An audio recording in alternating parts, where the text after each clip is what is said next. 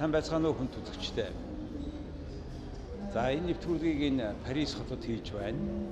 Өнөөдөр манай De Facto нэвтрүүлгийн зочноор Талес Алена гэж сансар судлалын томоохон компани, дэлхийн том компаниудын нэг. Энэ компани Экспорт худалдаагаа хариуцсан Дэд Ерөнхийлөгч Эрик Имберт оролцож байна. Эрик Имберт Талес Алена Space корпорацийн Экспорт борлуулалт хариуцсан Дэд Ерөнхийлөгч. 1985 онд Парис Политехникийн их сургууль, 1989 онд үндэсний дэвшилтэт техникийн их сургуулийг тус дүүргэжээ. 1994 онд Харвардын их сургуулийн Кеннедигийн засаглалын сургуульд ахлах албан тушаалтнуудад зориулсан олон улсын аюулгүй байдлын хөтөлбөрт амрагдсан. Францийн Батлан хамгаалахын яамны ерөнхий төлөөлөгчийн газарт системийн инженерчлэл, робот техник Франц Америкийн хамтарсан армийн DARPA симуляц сүлжээний технологийн Fort Knox, Францийн Батлан хамгаалахын яамны ерөнхий төлөөлөгчийн газарт Батлан хамгаалахын хөтөлбөрийн удирдлагын албан тушаал, Зүүн Өмнөд Азийн бүс нутгийн хамтын ажиллагааны нийгэмлэгийн орнуудын Батлан хамгаалахын хамтын ажиллагааны захирал, Бангкок, Сингапур улс дахь Францын элчин сайдын яам, Талес Сингапур компани гүйцэтгэх захирал. 2010 оноос хойш Талес Алена Space корпорацийн Экспорт борлуулалт хариуцсан Дэд Ерөнхийлөгчөөр ажиллаж байна. Good afternoon. Good afternoon, sir. Thank you very much for coming this My pleasure. session. Let's talk about this company in general, because you are the first, in a way, comer to Mongolia, so we would like to know more about Talес Alena.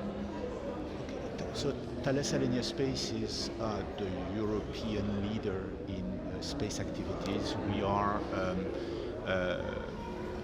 developing in space for the past 40 years, leveraging on all the domains of space activities. We are a French-Italian company with two shareholders. One is the Thales Group, which is a French group, and also Leonardo, which is an Italian group. Both state-owned company? Both having state-owned stakes, but not being state-owned per se. Completely, I see. Those are listed companies. Okay, so it's I understand old company, and what is the main function of the company? So we are basically present in all the domains of space activities, except one domain which we don't touch, which is the launching sector. We do not do launcher, but we are extremely present in all the key compartments of the space domain: telecommunication, remote sensing and observation, space exploration, climate change monitoring, environment monitoring, weather satellites as well, science, man in space as well, and space explorations. So basically we address all the compartment of space domains, and we have been doing this for the past 40 years basically. 40 years. 40 years, yes. You see, except launching, say there is a world of satellites around the world, which not every country has own satellite. So that means once you are here for the last 40 years, you are giving services to those countries who has no own satellites, right? Well, basically we are building infrastructures, space infrastructures, and our customers are state organizations, governments, but also private companies. How far that those satellites are from the surface of the Earth? Well, orbits in space are determined by the laws of physics, and basically you have various orbits that you can envisage. You have the very low Earth orbit, which is a few hundred kilometers above the surface of the Earth. One example is the International Space Stations, for instance, which, by the way, we've been producing more than 50% of the pressurized modules of the ISS. When you go a little bit higher, you have what we call LEO, low Earth orbit satellites, which orbit around the Earth at let's say 500 to 1,200 kilometers. then you can go a little bit higher in the medium Earth orbit in the range of 15 to 20,000 kilometers, and this is where you find the navigation satellites like Galileo, GPS, Beidou, GLONASS, and so forth. And then you reach the geostationary orbit, where the satellite rotates around the Earth at the same speed as the Earth is rotating around its axis. So therefore the satellite is seen stationary from the Earth's surface, and this is what we call the geostationary satellite. How many kilometers from there? 36,000. 36,000 kilometers. Yes, and then after that you go on orbits that go beyond the Earth, and this is the space exploration type of spacecraft that are considered. So you are producing those equipments Yes. of the satellites, Yes, which goes either with the Earth or faster than the Earth. yes, exactly. Whatever it depends, right? But definitely it depends on the mission of the satellites. If, let's say, a government wants to have a satellite that monitor and take pictures of the surface of the Earth, then you will have LEO, low Earth orbit satellites that rotates around the Earth.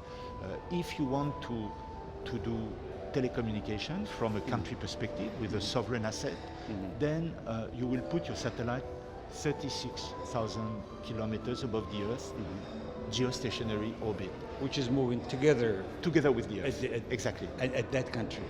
Together, Yes. it goes all together. Yes. And why is that so important nowadays to have on satellite for a developing country? Well, this is not for developing countries. For all countries, at some point, you need to have your own sovereign asset.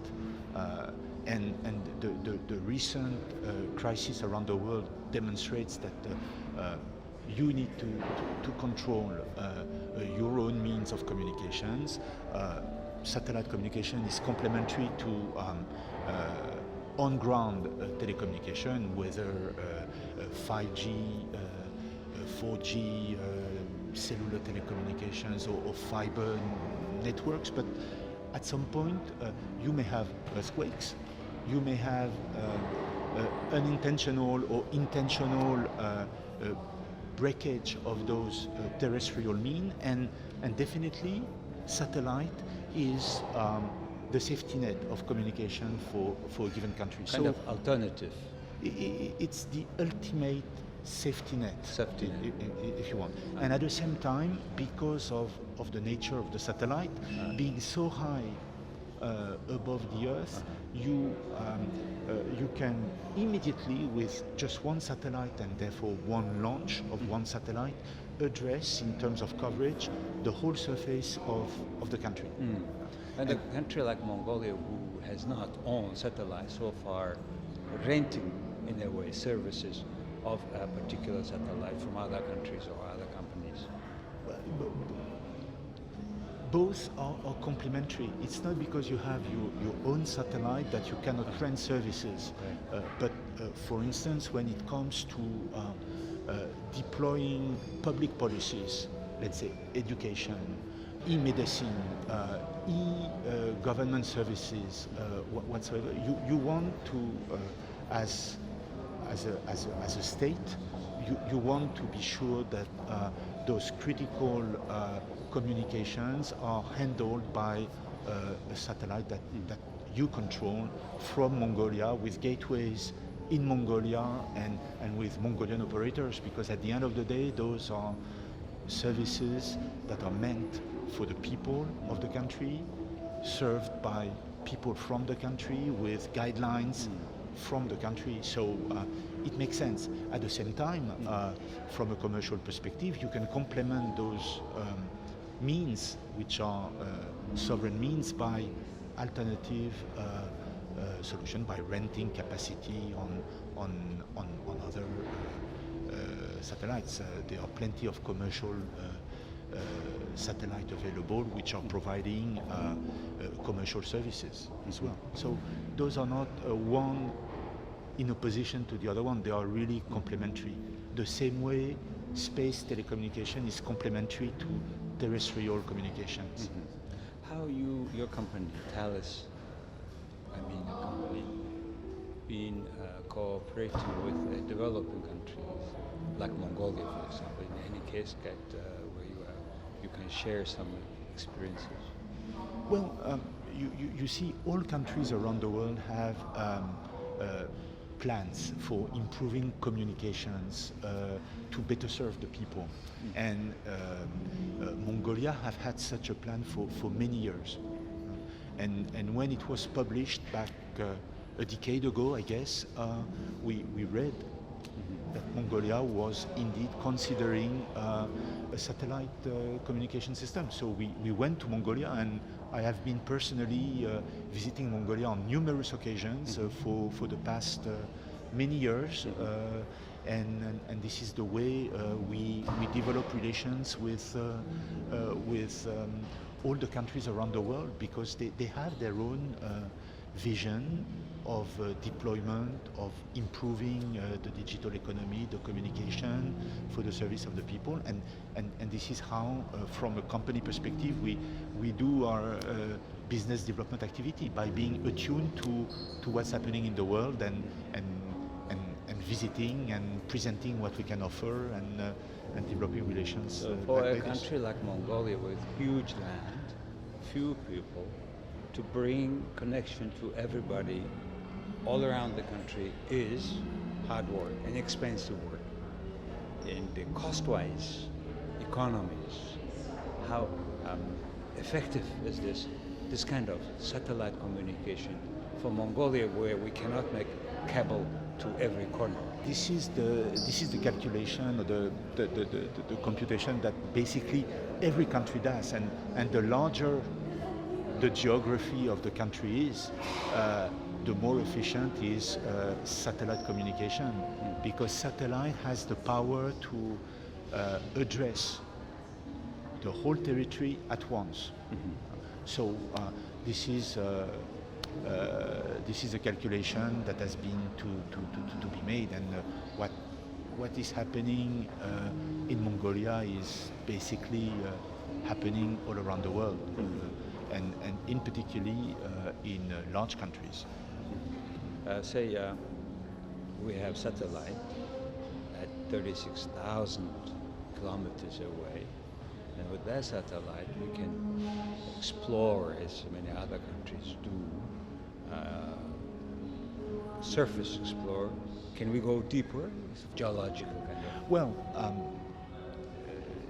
satellites are basically designed to carry a certain mission. A satellite is made basically of what we call a bus, which is like a vehicle, and on top of the vehicle you put a quote-unquote a mission payload that does the job. And if a satellite is designed to do telecommunication, it won't be able to do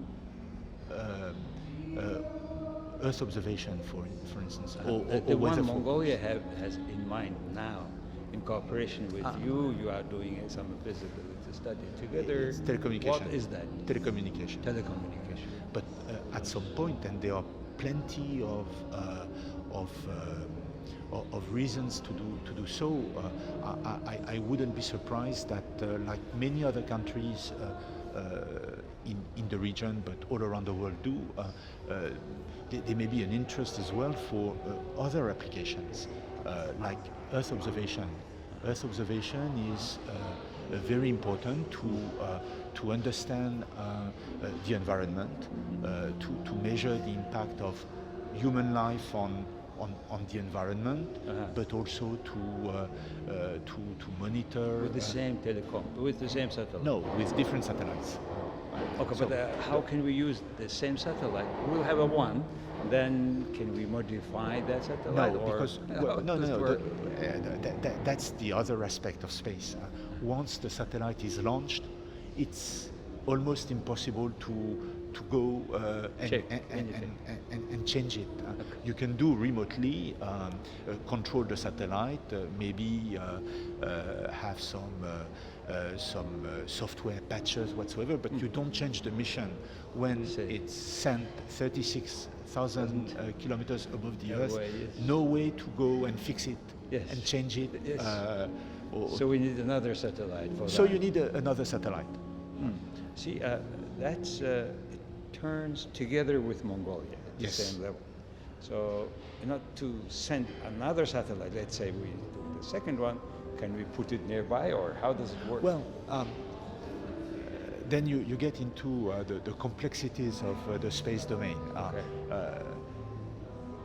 You have a body, an international body, which is related to the United Nations organization, by the way, which controls the way satellites operate and behave in space. Certain rules And guidelines, and you need to respect those, because if a satellite at a given position emits in radio frequencies in such a way that it jeopardizes the communication of nearby satellites, then you have the cause of conflicts between. So that means each country has own certain space. Exactly, it's like a piece of real estate that you own in space, and the rules governing this piece of real estate is set by a body which is called the International Telecommunication Union, which is based in Geneva.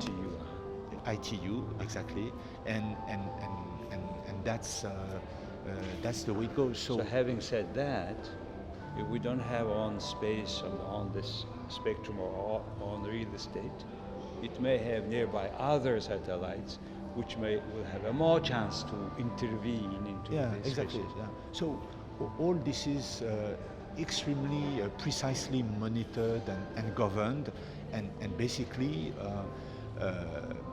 Mongolia has a piece of real estate in space, which is attributed to Mongolia by the ITU, and I understand that this is the one that you are considering to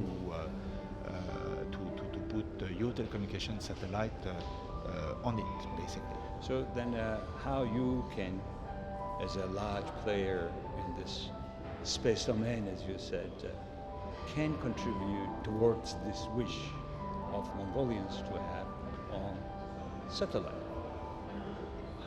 What you can do it?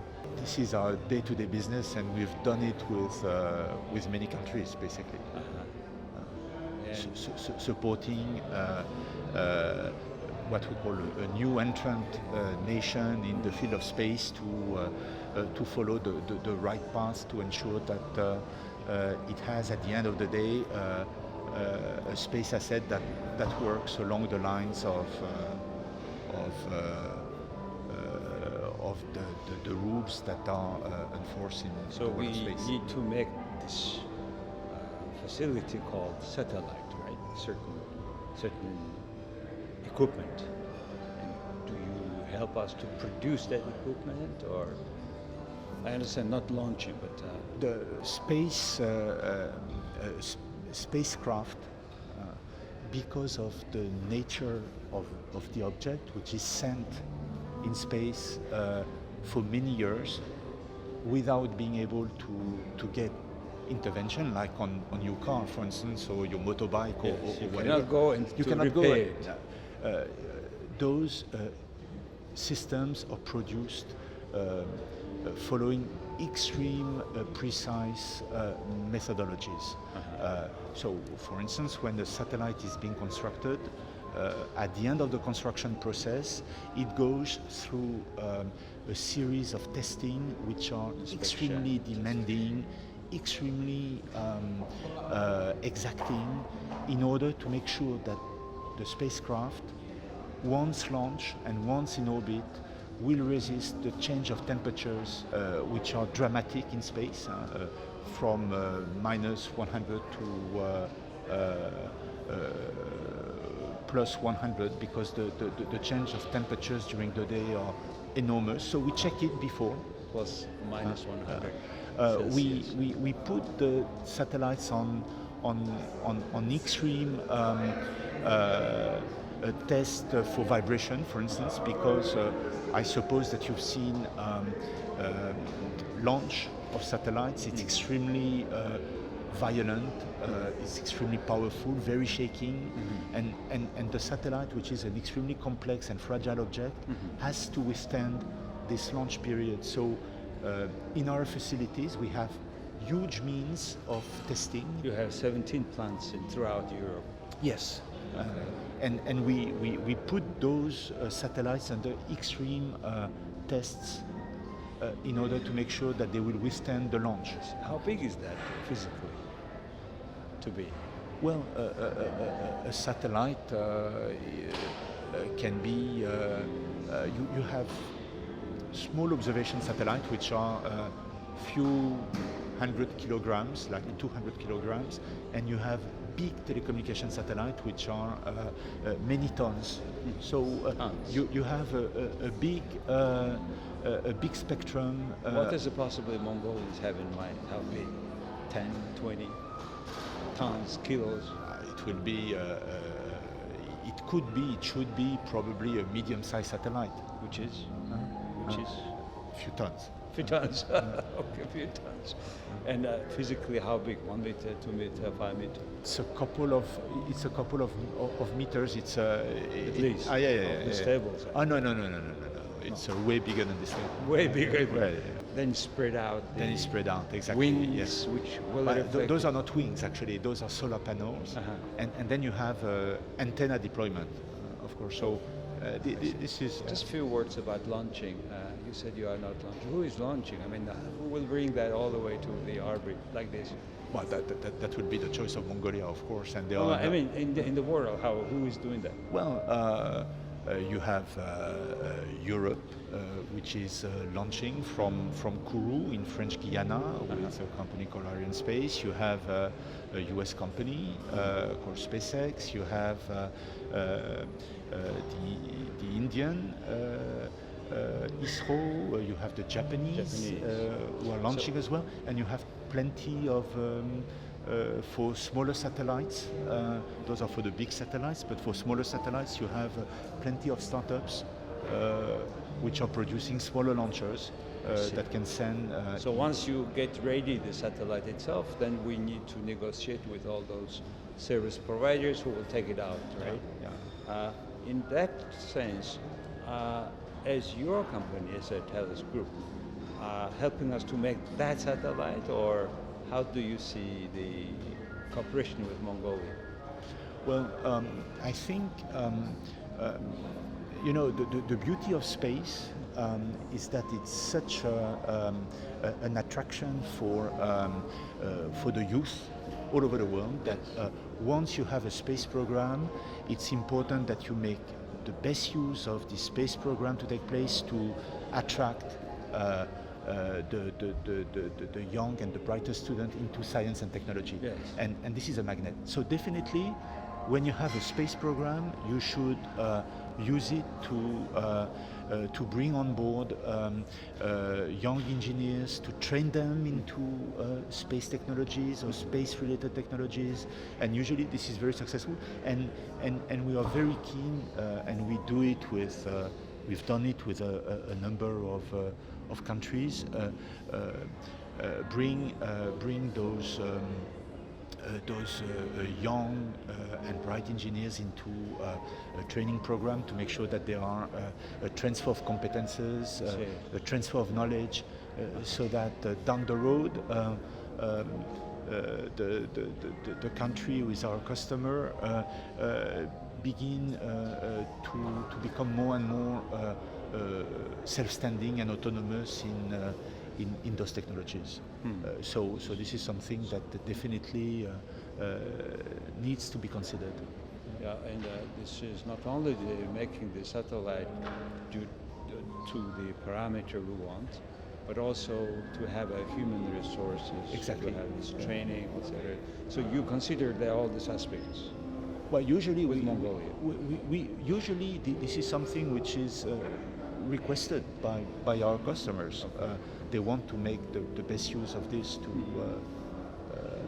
What is the country that is of our size, possibly also our land, though it's very not many, but you have been doing a successful cooperation?